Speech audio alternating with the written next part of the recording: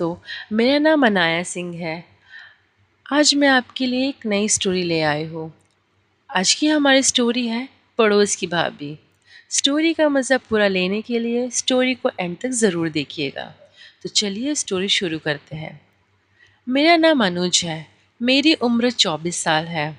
मैं बैचलर हूँ। मैं फ्लैट में अकेले रहता हूँ और मैं जॉब करता हूँ। जब मैं शुरुआत में यहाँ आया, मेरी जॉब लगी, तब मुझे आसपास कोई रूम खाली नहीं मिला, तो मैंने काफ़ी दूर अपने ऑफिस से काफ़ी दूर एक रूम लिया। वहाँ मैं रह रहा था। लेकिन अब मुझे यहाँ से आना जाना बहुत दूर पड़ता था और मैं थक भी जाता था।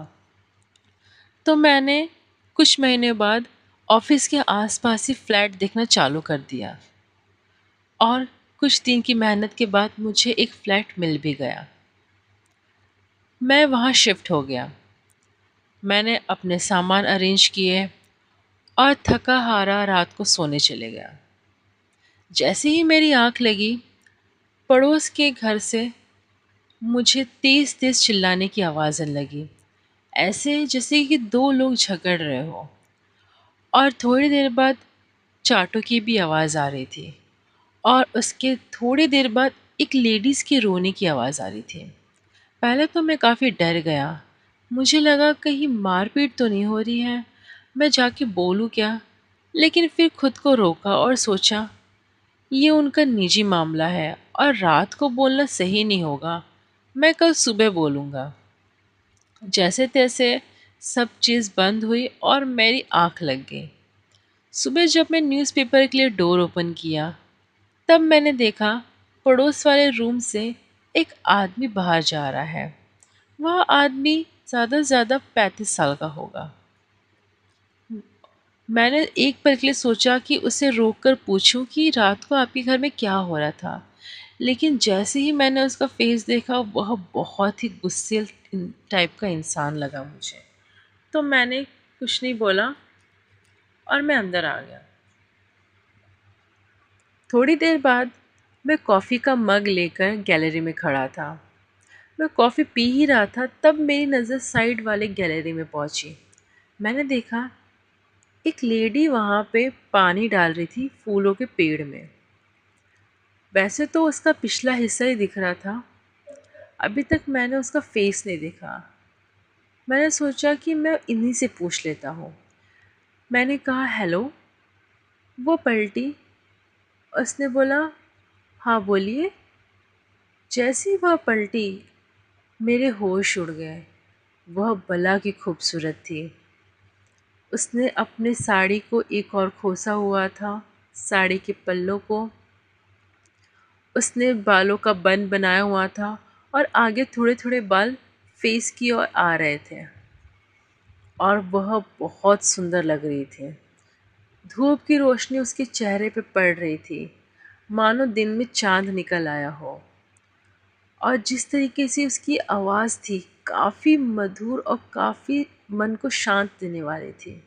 उसने मुझसे फिर से कहा, जी बोलिए, आपने मुझसे कुछ कहा? मैंने कहा हाँ। हाँ, ऐसे कहते ही मैं रुक गया। दरअसल मैं उसकी खूबसूरती में इतना खो गया था कि मैं भूल ही गया था कि मैंने उसे क्यों आवाज़ दिया। मैंने बोला जी मैं आपके पड़ोस में कुछ दिन पहले शिफ्ट हुआ हूँ, तो मैंने सोचा पड़ोसी से जान पहचान बढ़ा ली जाए। मेरा नाम अनिकेत है। उसने कहा ओके। इतना कहते वो अंदर चले गए। मैंने कुछ नोटिस किया, वह काफ़ी उदास थी। मैंने उस वक्त कुछ नहीं कहा और मैं भी अंदर आ गया। लेकिन मेरे मन में कहीं न कहीं ये लग रहा था कि ऐसी क्या बात है जो वो इतनी उदास है, और वो मेरे मन में बस गई थी। मेरा मन ये कर रहा था मैं किसी तरह उसकी उदासी दूर कर दूँ। मैं कुछ दिन नोटिस किया, वह डेली उसी वक्त आती, पानी डालती और चले जाती, लेकिन मेरी हिम्मत नहीं हुई उसे दोबारा बोलने की। एक दिन मैंने बहुत हिम्मत जुटाकर सोचा उसके घर जाकर बात करता हूँ। मैं फिर रुक गया, लेकिन आए दिन उसके घर में डेली वही झगड़ा होता था, या डेली की बात हो गई थी। डेली उसका हस्बैंड उस पर चिल्लाता, झगड़ा करता और मारता भी था। एक दिन मैंने अपने आप को रेडी किया और सोचा आज तो मैं जान कर ही रहूँगा। मैं चाय पीने के बहाने से उसके घर गया। मैंने डोरबेल बजाई, उसे डोर ओपन किया और कहा, जी बोलिए। मैंने कहा, एक्चुअली मेरा गैस सिलेंडर ख़त्म हो गया है और मुझे कॉफ़ी पीने की बहुत आदत है। तो क्या मैं आपके यहाँ आकर कॉफ़ी पी सकता हूँ, इफ़ यू डोंट माइंड? वह बहुत अच्छे स्वभाव की थी। उसने कहा, जी बिल्कुल आइए। मैं अंदर गया। वो कॉफ़ी बनाने चले गई और कॉफ़ी के 2 मग लेके आए। एक मग उसने मेरे हाथ में दिया और एक मग खुद लिया और वहाँ बैठ गई। वह चुपचाप कॉफ़ी पी रही थी। मैंने ही बात करने की पहल की। मैंने पूछा, आप क्या करती हैं, आपका नाम, आपके हस्बैंड क्या करते हैं? उसे सब बताया। उसने कहा, मेरा नाम अनीता है। मेरी शादी 5 साल पहले हुई थी और तब से ही हम इस फ्लैट में रह रहे हैं। मैंने कहा, ओह! आप काफ़ी समय से रह रहे हैं। उसने कहा, हाँ। मैंने थोड़ी देर बाद यहाँ-वहाँ की बातें करने के बाद मैं सीधा पॉइंट पे आया। मैंने कहा, क्या मैं आपसे एक पर्सनल क्वेश्चन पूछ सकता हूँ? उसने कहा, पूछिए। मैंने कहा, आपके हस्बैंड आपसे झगड़ा क्यों करते हैं? और मैंने आपकी रोने की भी आवाज़ सुनी, क्या वो आपको मारते भी हैं? उसने कहा, हाँ, लेकिन वो कुछ बता नहीं रही थी। मैंने बोला, आप मुझसे कह सकती हैं, आप मुझे अपना दोस्त ही मानिए या अपना हमदर्द। वो 2 मिनट शांत रही और फिर बोली, मेरी और मेरे हस्बैंड की शादी आज से 5 साल पहले हुई थी। बच्चा नहीं होने के कारण उनके और मेरे बीच में हमेशा झगड़े होते थे। इसी बीच उनका कहीं एक्स्ट्रा मैरिटल अफेयर होने लगा। वो वहाँ ज़्यादा समय देने लग गए और बच्चा ना होने के कारण वो मुझसे दूर भी जाने लगे। जब मैंने इस चीज़ का विरोध किया तो वो मुझे डांटने, मारने और चिल्लाने लगे। मैं क्या कर सकती हूँ? इतना कहते ही वह फूट-फूट के रोने लगी। मैंने उसके हाथों को अपने हाथों में लिया और उसे शांत कहते हुए कहा, तुम टेंशन मत लो, सब ठीक हो जाएगा, मैं हूं ना। इतना कहते उसने मुझे कस के गले से लगा लिया। मैंने उसके आंसू पोंछे, उसका चेहरा अपने हाथों में लिया और प्यार से उसके माथे पे एक किस किया।